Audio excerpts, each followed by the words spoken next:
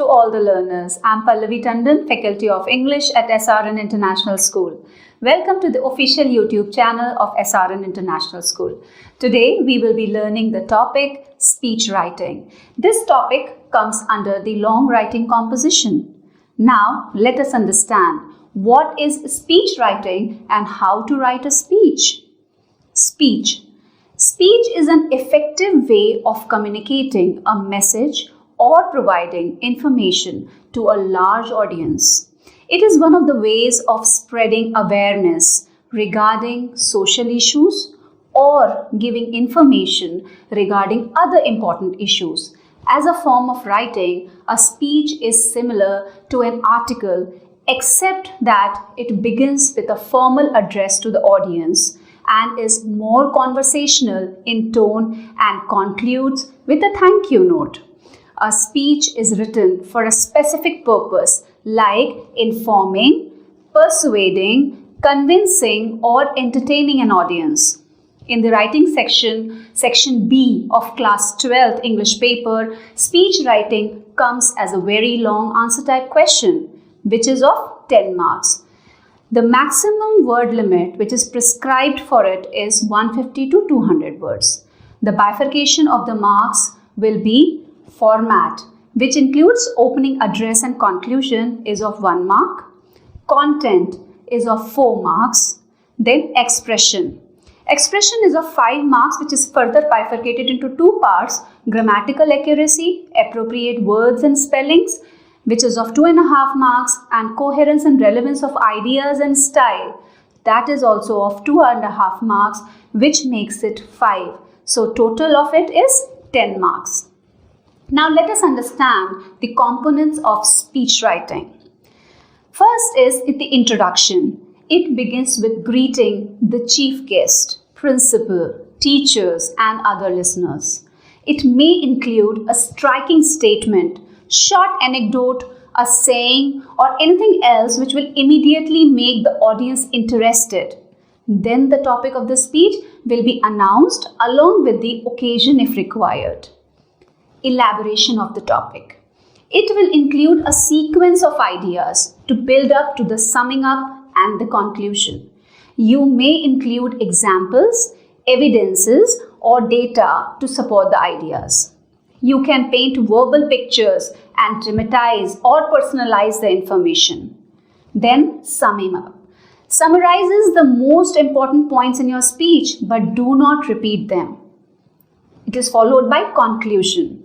Depending on the purpose of your speech, conclude with a call for an action, an appeal, a warning, a request and an expression of thanks. Now let's have a look on the format of speech writing, especially prescribed for grade 11th and 12th.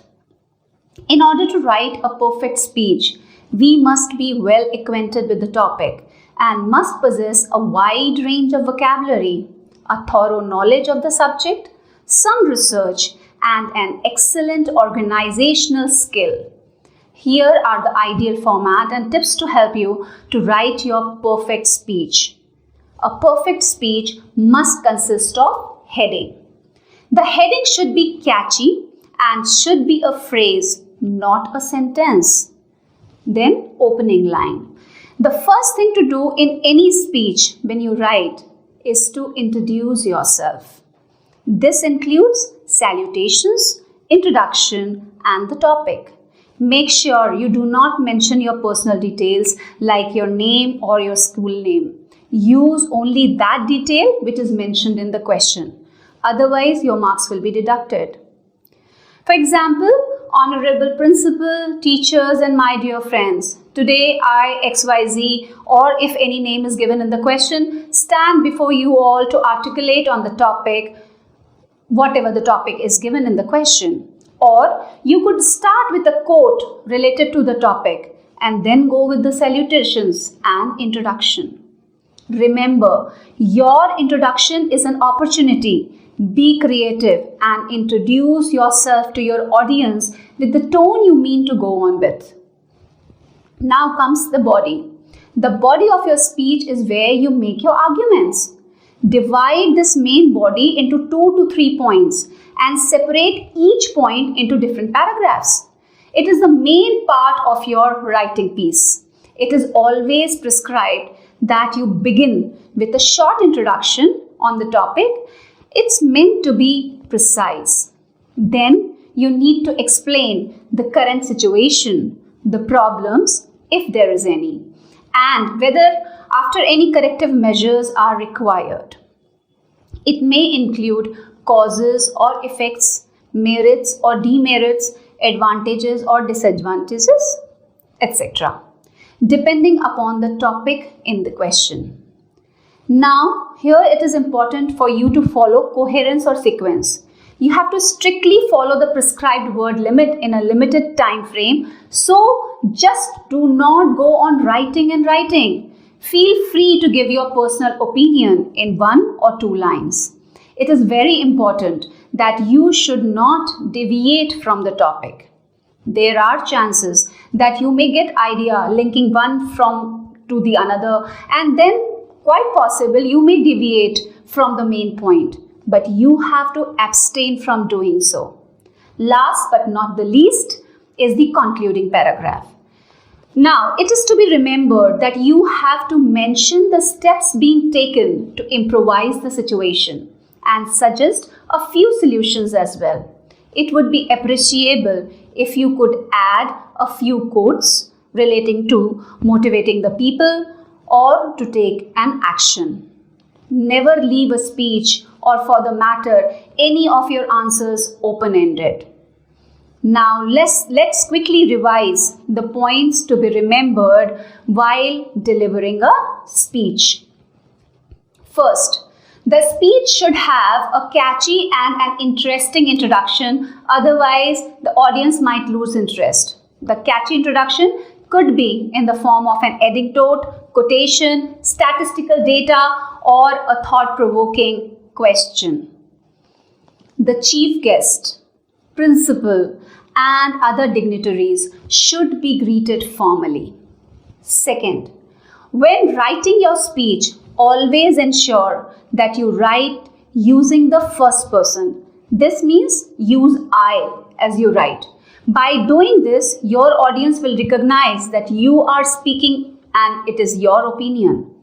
Third, a speech must reflect the speaker's clarity of thought, accuracy of facts, and a balanced view through a comparison and contrast with others' viewpoints. Fourth, the speech should have 2 objectives. First, it should leave a good impression on the listener, and secondly, the audience should take back some information, whatever you have articulated over there.